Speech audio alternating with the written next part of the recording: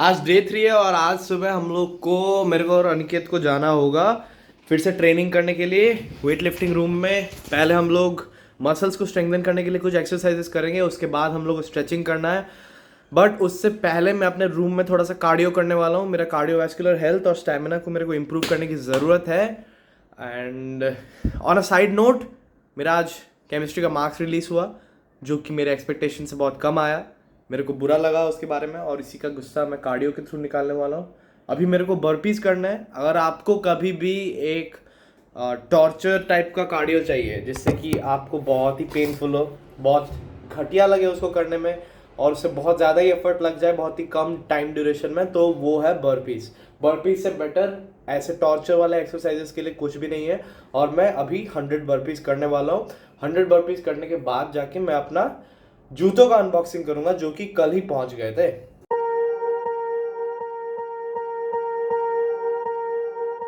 Swear I won't forget this, why do I regret this? In my mind reckless, thoughts are feeling endless. Sitting up I'm breathless, anxiety's infectious. I feel so defenseless, betrayed and embarrassed. I hate being open, I hate being broken. I feel like an ocean filled up with emotion. Anger ain't a potion, rub it on like lotion. I can feel it soaking, reopen, the scars have awoken. I can't move on till I let go. I feel so lost, never at home. Need to be strong, every breath hold. Cause I can't move on till I let go. I can't move on till I let go. I feel so lost, never at home. Need to be strong, every breath hold. Cause I can't move on till I let go.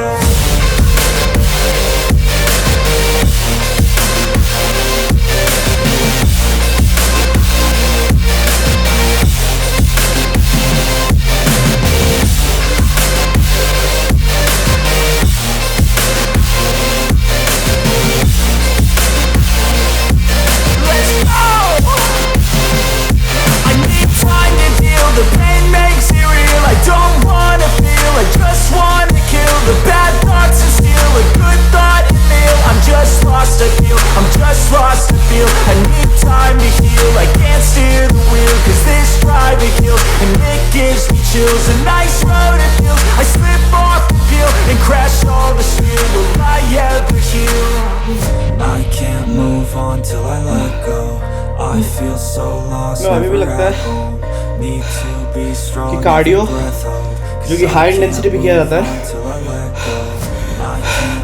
जितना मुश्किल है उतना weight lifting या power lifting कभी नहीं हो सकता।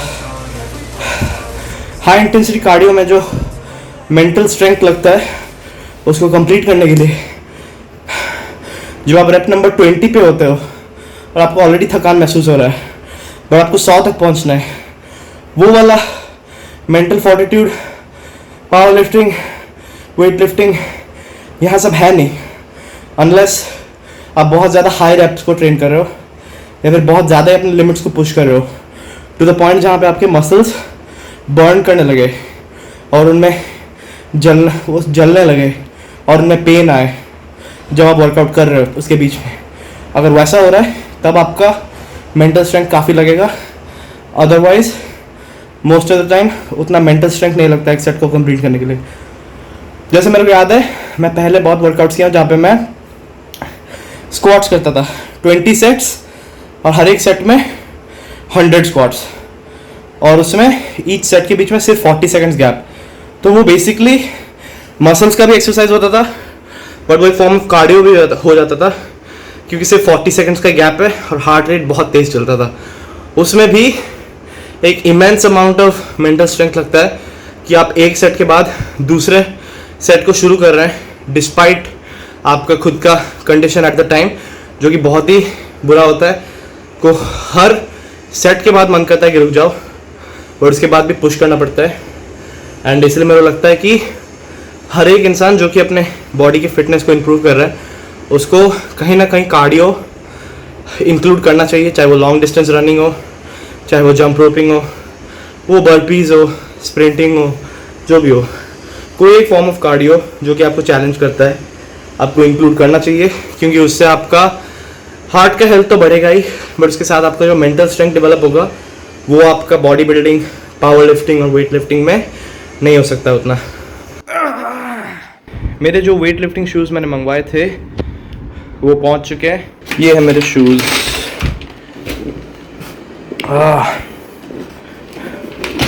Weight lifting के लिए स्पेशल शूज़ क्यों होते हैं? क्योंकि वेट लिफ्टिंग के शूज़ स्पेशली डिज़ाइंड होते हैं और उनका जो सोल होता है, आपने अगर कभी देखा होगा, उसका सोल ऐसे एंगल पे होता है और उसका पॉइंट ये होता है ताकि आप अगर वेट उठा रहे हो तो फिर आपका जो कैब्स अगर थोड़े से एलिवेटेड रहेंगे तो सबसे पहली बात, आप अगर कभी स्क्वाट करेंगे, अगर आपका फ्लेक्सिबिलिटी कम है और आप स्क्वाट करते हैं तो फिर आपका foot flat on the ground ना रह के थोड़ा ऐसे एलिवेट हो जाता है और वो रीज़न होता है कैफ का फ्लेक्सिबिलिटी। तो जो कैफ मसल है उसका फ्लेक्सिबिलिटी अगर कम होगा तो फिर वो ऐसे एलिवेट हो जाता है। वेट लिफ्टिंग शूज़ उस चीज़ को ऑलरेडी थोड़ा सा एलिवेट करके रखते हैं, ऑलरेडी एलिवेटेड रहता है ताकि आपका फ्लेक्सिबिलिटी पे फोकस ना जाके इंस्टेड आप अपने लिफ्ट पे फोकस कर पाए। दूसरी बात, अगर आप ये तो पावर लिफ्टिंग की बात होगी।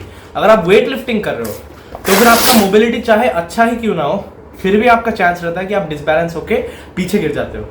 बट अगर आपके पास ये शूज़ है तो क्योंकि ये पीछे से एलिवेटेड है, वो थोड़ा सपोर्ट प्रोवाइड कर देता है, जिसके कारण आपको स्नैच और क्लीन एंड जर्क में ज़्यादा अच्छे से बैलेंस बनाने में हेल्प मिलता है। ये मेरे शूज़ है,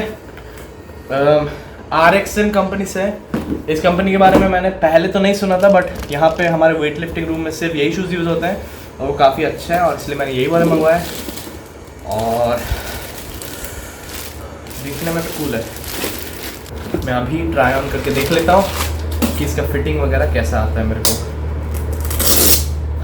वैसे ये जो स्टाइल ऑफ वीडियो है जिसमें मैं ज़्यादा कुछ एग्जैक्टली यूजुअली मेरे वीडियोस कैसे होते हैं, यूजुअली मेरे वीडियोस में कोई तो एक टॉपिक होता है जिसके बारे में मैं ज्ञान दे रहा होता हूँ और इसी के बारे में मैं बात करता हूँ और वो काइंड ऑफ प्रिपेयर्ड होता है, पहले से मेरे को पता होता है कि क्या क्या बोलना है और वो काफ़ी फास्ट तरीके से, स्ट्रीमलाइन तरीके से मैं बोल देता हूँ। अब ये एक नया टाइप ऑफ वीडियो फॉर्मेट है, मैं kind of vlog style video बना रहा हूँ जहाँ पे मैं अपना डेली का ट्रेनिंग को डॉक्यूमेंट कर रहा हूँ। एंड ऑफ कोर्स मेरे को ये करने का मन था क्योंकि मेरा चैनल के साथ अल्टीमेट गोल ये नहीं है कि मैं सिर्फ ट्यूटोरियल्स प्रोवाइड करूँ। आई फील लाइक सिर्फ ट्यूटोरियल देने वाले बहुत सारे चैनल्स हैं यूट्यूब पे, अगर किसी को सीखना है तो। मेरे को लगता है अपार्ट फ्रॉम ट्यूटोरियल्स मैं बाकी बहुत कुछ भी सिखा सकता हूँ आप लोग को, और वो तभी होगा अगर मैं अपना डेली लाइफ के ग्लिम्पसेस या फिर ट्रेनिंग के इनसाइड वाले पार्ट्स का फुटेज आपको दिखाऊं। तो इसी कारण से मैं ये वीडियोस बना रहा हूँ। ये परफेक्ट फिट है। मेरे पैर, मतलब मेरे जो टोज है थोड़े से वाइड है और उसी कारण से मेरा यहाँ पे विड्थ के हिसाब से ये मतलब एकदम परफेक्ट फिट या फिर स्लाइटली टाइट लग रहा है, बट यहाँ पे टोज के जगह पे अभी भी जगह बाकी है क्योंकि मेरे पैरों के जो प्रोपोर्शंस है वो थोड़े वाइड है as compare to the normal पैर।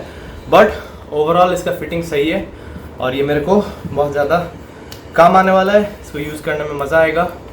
इनफैक्ट अभी और 15 मिनट के अंदर ही मेरे को वेट लिफ्टिंग रूम में जाना है और मेरा मॉर्निंग सेशन ऑफ ट्रेनिंग शुरू करना है। सर ने हमें बोला है कि सुबह और शाम 2 टाइम ट्रेनिंग करना है, सुबह मसल एक्सरसाइज और स्ट्रेचिंग करना है और हम लोग वही करना है शाम को सुबह। You look great, I like you, I can't wait. Our first time, our first date. You're so fine, I'm so late. You sip wine, I drink straight. Don't waste time to my place. I feel my heart erase. So catch me if I fall. अभी मैं afternoon nap से उठा। हमें sir ने बोला था कि afternoon में अच्छे से खाने पीने के बाद सो जाने ताकि बॉडी को रेस्ट मिले और ज़्यादा जल्दी रिकवरी हो। जब आप ट्रेन करते हो तो फिर आपके मसल्स डैमेज होते हैं एक तरीके से, और उस डैमेज को रिपेयर करने के लिए आपका बॉडी जब स्लीप कर रहा होता है उस टाइम रिकवरी होता है आपके बॉडी का। और वो रिकवरी कितना बढ़िया टाइम, मतलब रिकवरी जब हो रहा होता है उसी टाइम मसल ज़्यादा स्ट्रॉन्ग और ज़्यादा मस्कुलर बनता है और इसलिए जितना ज़्यादा नींद हो पाएगा उतना बेटर। और इसी कारण से हमारा जो मॉर्निंग सेशन है, क्योंकि उसमें हम लोग एक लेवल ऑफ वर्कआउट करेंगे और फिर उसके बाद हमें एक अमाउंट ऑफ रिकवरी चाहिए ताकि हम लोग आफ्टरनून वाले सेशन में, मतलब इवनिंग वाले सेशन में जब वर्कआउट करेंगे तब अपना बेस्ट को दे पाएँ और अपना हमारे जो मसल्स होंगे वो रिकवर होंगे। इसीलिए हमें बोला गया है कि आफ्टरनून में हमें 1 घंटा 2 घंटा सो लेना चाहिए। और उससे मैं अभी उठाऊँ, अभी मेरे को रेडी होके जाना है ट्रेनिंग को, और उससे पहले मैं स्नैक में पीनट बटर ब्रेड खाने वाला हूँ। आज शाम का ट्रेनिंग काफ़ी ज़्यादा इंटेंस था। हम लोग अलग अलग मसल्स को स्ट्रेंथन करने के लिए बहुत सारे एक्सरसाइजेस किए, और उसी जोश के अंदर मैं रिकॉर्डिंग करना भूल गया। आज शाम का जितना भी वर्कआउट था वो सब रिकॉर्ड करना भूल चुका हूँ, बट कुछ ऐसे रैंडम क्लिप्स है जो कि अभी दिखाने वाला हूँ।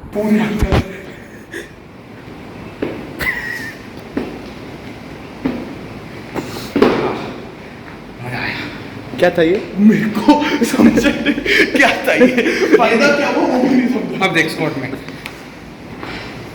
है क्या हुआ, सेम ही हुआ। नहीं, मेरे को लगा ना मेरी तो टांग में चोट लगी है। अच्छा अच्छा। पता नहीं कुछ इंजरी होगा और इंजर कर रहा है। नहीं नहीं